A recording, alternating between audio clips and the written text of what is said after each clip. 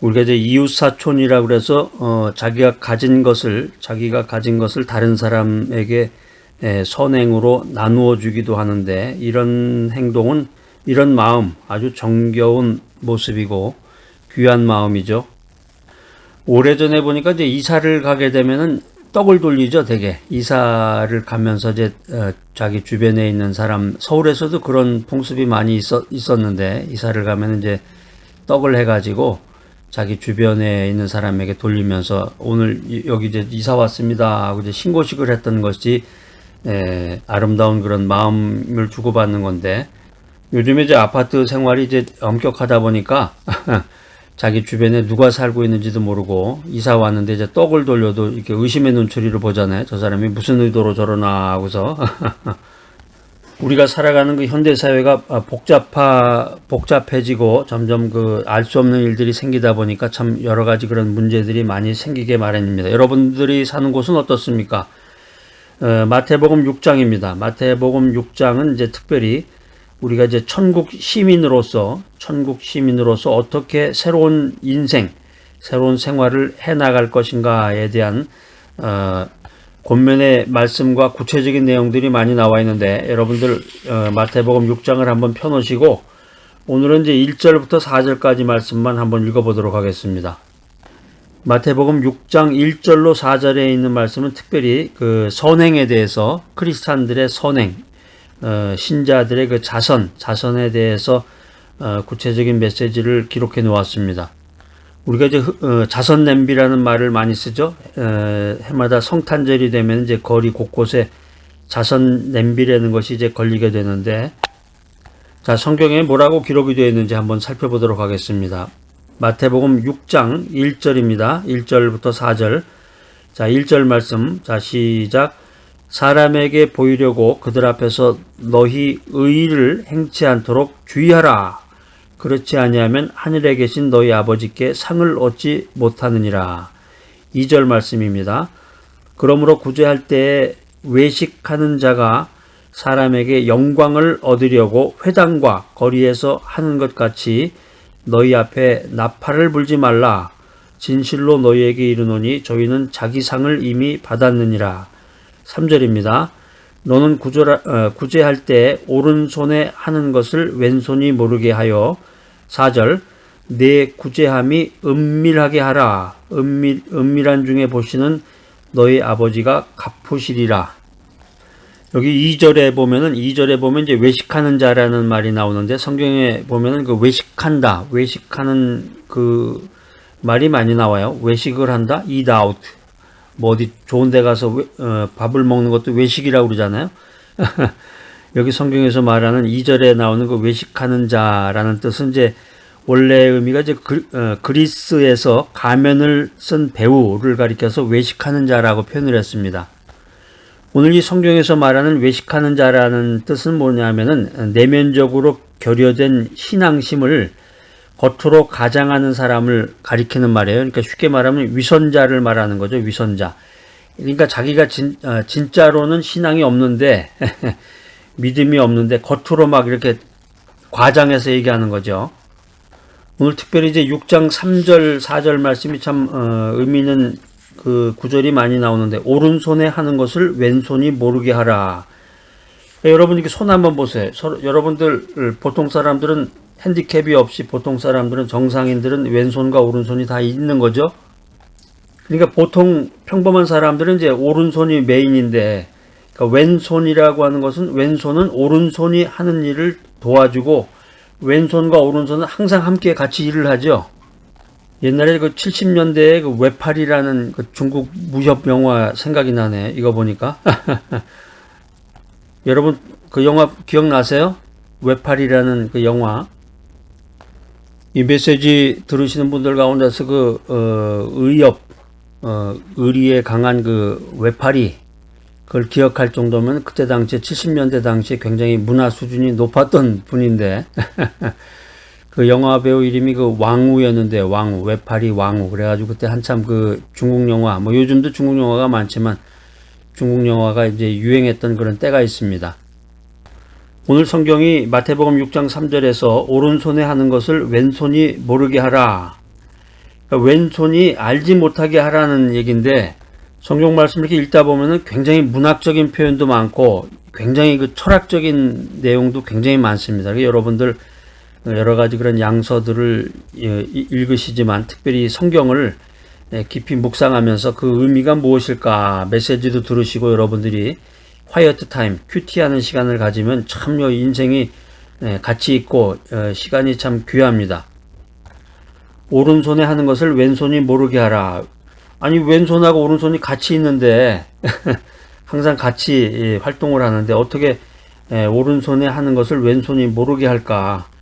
자신이 베푼 그 선행에 대해서 자신이 베푼 자선을 기억하지 말라는 거예요. 의식조차 하지 말라는 아주 깊은 의미가 있습니다. 더 나아가서 이제 겸손하고 은밀하게 그리고 말없이 남에게 선을 베풀어라 하는 것입니다. 또 더 중요한 의미가 있는데 오른손으로 일을 해놓고 왼손으로 그 결과를 거두려고 하지 말아라. 야, 이 말씀은 굉장히 철학적인 의미가 내포가 되어 있는데 오른손으로 일을 해놓고 대부분 사람들은 그렇습니다. 오른손으로 선행, 좋은 일을 해놓고 은밀하게 왼손으로는 기브 앤 테이크니까 뭔가를 받으려고 그러죠. 뭔가를 주장하려고 그러고 물질적인 것을 주어놓고 은밀하게 자기의 주장을 내세우는 거죠. 그러니까 이런 사람이 어리석은 사람이다. 이 성경 말씀이 이제 오늘 이 마태복음 6장을 통해서 우리들에게 권면의 메시지를 주고 있습니다. 우리가 인생 살아가면서 착한 일 많이 하고 선행을 하는데 이 선행의 수고가 아무런 보람이 없이 끝나버린다. 이거 얼마나 허망한 거예요. 그런데 이 성경에 보면은 모든 인간의 착한 행위가 선행이 하나님께 연락이 되는 것이 아니다. 그렇기 때문에 하나님 앞에서 아름다운 선행을 해라. 하나님 앞에서 아름다운 착한 일을 해라. 이렇게 오늘 이제 마태복음 6장 1절로 4절을 통해서 권면의 메시지를 주고 있습니다. 오늘 드릴 그 귀한 메시지의 결론은 뭐냐면은 하나님 앞에서 아름다운 선행이 뭐냐. 세 가지로 요약해서 말씀을 드린다 그러면은 다른 사람의 이목을 인식하지 않는 선행을 해라. 두 번째는 보상을 바라지 않는 선행을 해라. 더 나아가서 마지막 세 번째는 더 큰 것을 바라보는 선행을 해라 하는 것입니다. 그러니까 어떤 말을 하거나 커뮤니케이션을 할 때 말을 질질질 끌면서 결론이 뭔지 이걸 끝까지 숨기고 말하지 않는 그런 사람들도 많이 있습니다. 자, 그래서 오늘 이 귀한 메시지 들으신 여러분들, 이 메시지는 성경을 너무 많이 아시는 분들이나 신학적인 지식을 갖고 계신 분들은 이 메시지 듣지 마세요. 이 메시지를 들으시는 분은 이제 쉬운 내용으로 성경을 알고자 하고 성경을 통해서 어떻게 인생을 살아갈 것인가를 생각하시는 분이 들으시면 아주 적합한 내용인 것으로 생각이 됩니다. 그러니까 교회 담임 목사님이 제일 경계하고 두려워하는 사람이 누구냐? 신학 공부하신 분이라고 그래요.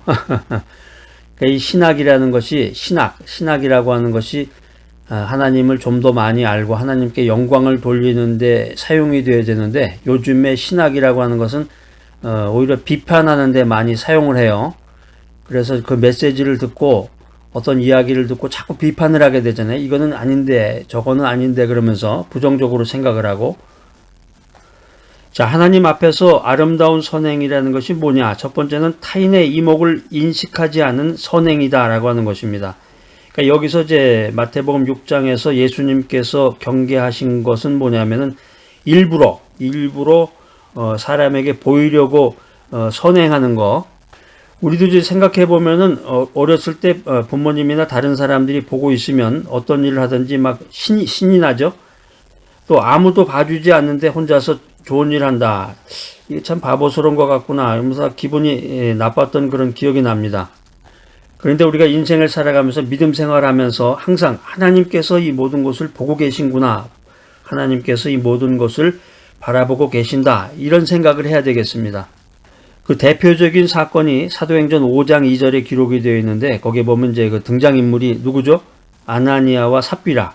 아주 유명한 사건인데 여러분 한번 사도행전 5장 2절 찾아서 한번 읽어보시기 바랍니다.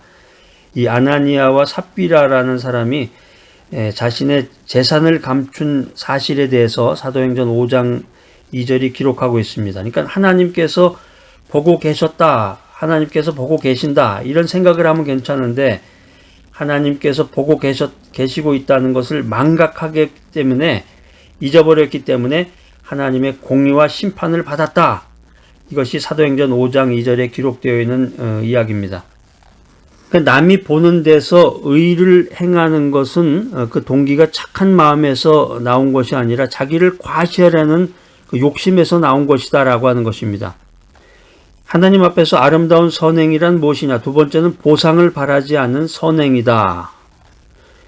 오늘 조금 전에 읽었던 그 마태복음 6장 2절에 보면은 예수님께서는 칭찬을 받으려고 선한 일을 하는 사람, 자선을 베푸는 사람들을 뭐라고 그랬죠? 아까 뭐라고 부른다고 그랬어요? 외식하는 자라고 질책하셨습니다.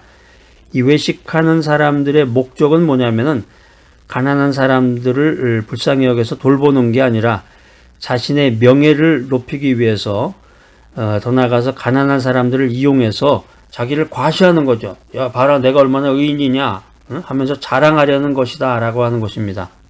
대부분의 사람들은 오른손으로 좋은 일을 해놓고 왼손으로는 은밀하게 기브 앤 테이크의 원리를 가지고 다른 것을 주장하는 것입니다. 자, 여러분들은 어떻습니까? 좋은 일 해놓고 선한 일 해놓고 하나님을 위해서 선교원금 해놓고 뭔가를 주장하고 요구하지 않습니까? 아무런 보상을 바라지 않고 깨끗한 마음으로 선한 행위를 하는 것만이 하나님 보시기에 아름다운 일이다 라고 하는 것입니다. 주님께서 이런 착한 행동을, 이런 귀한 일을 친히 보상해 준다. 이것이 오늘 성경의 메시지입니다. 요즘 교회도 보면 교회 주보에 그런 거 많이 나와요. 누가 이름하고 헌금 액수까지 나오잖아요. 누가 헌금했다, 얼마를 헌금했다. 우리가 주님을 위해서, 교회를 위해서, 선교단체를 위해서 선교원금을 할 때에도 주님의 영광을 위해서 모든 것이 이루어져야 되는데 아무런 보상도 바라지 않는 깨끗한 마음으로 의를 행해야 되는데, 그렇지 않을 때 우리가 시험에 들고 인간적인 욕심에 빠지게 되는 것입니다.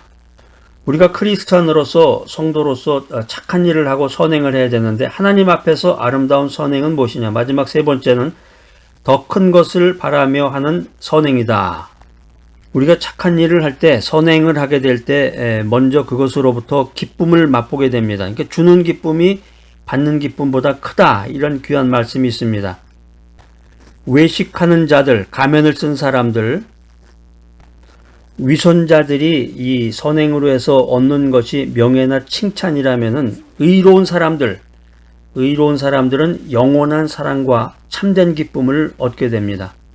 어떻게 보면 우리가 믿음 안에서 그것만으로도 족한 것인데 하나님께서는 그 숨긴 선행에 대해서 복을 내려서 갚아주시겠다, 이런 약속을 하셨습니다. 할렐루야. 얼마나 이 큰 축복입니까? 하늘의 보화를 쌓아두는 것입니다. 오늘 주님께서 자선을 베풀 때 오른손에 하는 것을 왼손이 모르게 하라, 이렇게 친히 말씀하셨습니다. 이게 이제 마음의 외식을 벗어버림으로써 보다 큰 기쁨을 얻게 하려는 주님의 귀한 뜻입니다. 우리가 인생 살아가면서 어떤 일을 하든지 간에 나를 늘 지켜보고 계시는 그 하나님께서 나의 행위대로 갚아주신다. 이것을 믿어야 되겠습니다. 하나님께서는 나의 그 행위, 그 이면에 깔려있는 동기, 모티베이션, 동기를 살펴보고 계십니다. 하나님께서 기뻐하시는 선행은 남의 이목을 인식하지 않는 순수한 동기에서 나오는 선행, 인간으로부터 대가를 바라지 않는 선행, 그리고 궁극적으로 하나님의 위로와 칭찬을 기대하는 선행인 것입니다. 자, 오늘 이 귀한 메시지 들으신 여러분들, 겸손과 사랑을 통한 행동으로부터 특별한 하나님의 자비와 은혜를 체험하는 귀하고 복된 여러분 모두가 되시기를 간절히 기대합니다.